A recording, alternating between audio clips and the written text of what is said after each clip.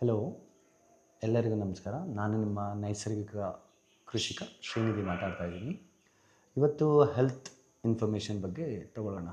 ಈಗ ನಾನು ಸ್ಟಡಿ ಮಾಡ್ತಾ ಇರೋದು ಬಾಡಿ ಟೈಪ್ಸ್. ಯಾಕೆ ಒಂದೊಂದು ಬಾಡಿನೂ ಒಂದೊಂದು ಥರ ಇದೆ, ಒಂದೊಂದು ಶೇಪಲ್ಲಿದೆ ಅನ್ನೋದು.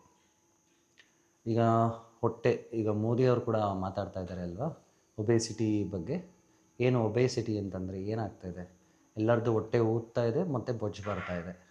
ಇದಕ್ಕೆ ಇರೋದು ಎರಡು ಮೇಯ್ನ್ ರೀಸನ್. ಹೊಟ್ಟೆ ಊದೋದಕ್ಕೆ ಮೂರು ಕಾರಣಗಳಿದೆ. ಅದೇನಪ್ಪ ಅಂತಂದರೆ, ನಾವು ಖಾಲಿ ಹೊಟ್ಟೆಯಲ್ಲಿ ಕಾಫಿ ಟೀ ಕುಡಿಯೋದು. ಅದಾದ ಮೇಲೆ ನಾವು ಹಾಫ್ ಆನ್ ಅವರ್ ಬಿಟ್ಟು ತಿಂಡಿ ತಿನ್ನಬೇಕು. ನಾವೇನು ಮಾಡ್ತಾಯಿದ್ದೀವಿ ಅಂದರೆ, ಟೀ ಕುಡಿದು ಅಥವಾ ಕಾಫಿ ಕುಡಿದು 1 ಅವರು 2 ಅವರು 3 ಅವರು 4 ಅವರ್ ಬಿಟ್ಟು ಊಟ ತಿಂಡಿ ಮಾಡ್ತಾಯಿದ್ದೀವಿ.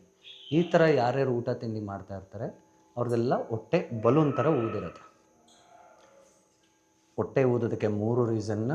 2 ರೀಸನ್ ಬಂದು ಕಾಫಿ ಟೀ ಆಯಿತು, ಇನ್ನೊಂದು ರೀಸನ್ ಬಂದು ಬಿಯರ್. ಯಾರ್ಯಾರು ಬಿಯರ್ನ ಬಾಟಲ್ನಲ್ಲಿ ಕುಡಿತಾ ಇದ್ದೀರಾ ಅವ್ರದ್ದೆಲ್ಲ ಹೊಟ್ಟೆ ಊದ್ತಾ ಬರುತ್ತೆ. ನೀವು ಯಾವತ್ತೂ ಬಿಯರ್ನ ಲೋಟಕ್ಕೆ ಹಾಕ್ಕೊಂಡು ಕುಡಿಬೇಕು, ಬಾಟ್ಲಲ್ಲಿ ಯಾವತ್ತೂ ಕುಡಿಬಾರ್ದು. ಅದು ಏನಾಗುತ್ತೆ ಅಂತಂದರೆ, ಲೋಟಕ್ಕೆ ಹಾಕಿದಾಗ ಏನು ಫಿಸ್ ಬರುತ್ತೆ, ಅದು ನೀವು ಡೈರೆಕ್ಟಾಗಿ ಕುಡಿದಾಗ ಒಳಗಡೆ ಆ ಗ್ಯಾಸ್ ಕ್ರಿಯೇಟ್ ಆಗುತ್ತೆ. ಗ್ಯಾಸು ಕೆಳಗಡೆನೂ ಆಚೆ ಹೋಗಲ್ಲ, ಮೇಲ್ಗಡೆಗೂ ಬರಲ್ಲ. ಅದೇ ಥರ ಓವರ್ ನೈಟ್ ನೀವು ಮಲಗಿದ್ದಾಗ 2-3 ಬಾಟ್ಲು ಬಿಯರ್ ಕುಡಿದು ಅದನ್ನು ಹೊಟ್ಟೆನ ಊದಿಸುತ್ತದೆ. ಈ ಕಾಫಿ ಟೀಯಿಂದ ಊದಿರೋಂಥ ಹೊಟ್ಟೆ ಕರಗಿಸ್ಬೋದು. ಆದರೆ ಈ ಬಿಯರ್ ಕುಡಿದು ಬಾಟ್ಲಲ್ಲಿ ಬಿಯರ್ ಕುಡಿದು ಹೊಟ್ಟೆ ಊದಿಸ್ಕೊಂಡಿದ್ದಾರಲ್ಲ, ಅವ್ರ ಹೊಟ್ಟೆ ಕರಗ್ಸೋಕ್ಕಾಗಲ್ಲ. Thank you.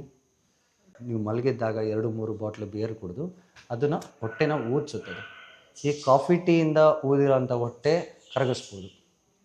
ಆದರೆ ಈ ಬಿಯರ್ ಕುಡಿದು ಬಾಟ್ಲಲ್ಲಿ ಬಿಯರ್ ಕುಡಿದು ಹೊಟ್ಟೆ ಊದಿಸ್ಕೊಂಡಿದ್ದಾರಲ್ಲ, ಅವ್ರ ಹೊಟ್ಟೆ ಕರಗ್ಸೋಕ್ಕಾಗಲ್ಲ. Thank you.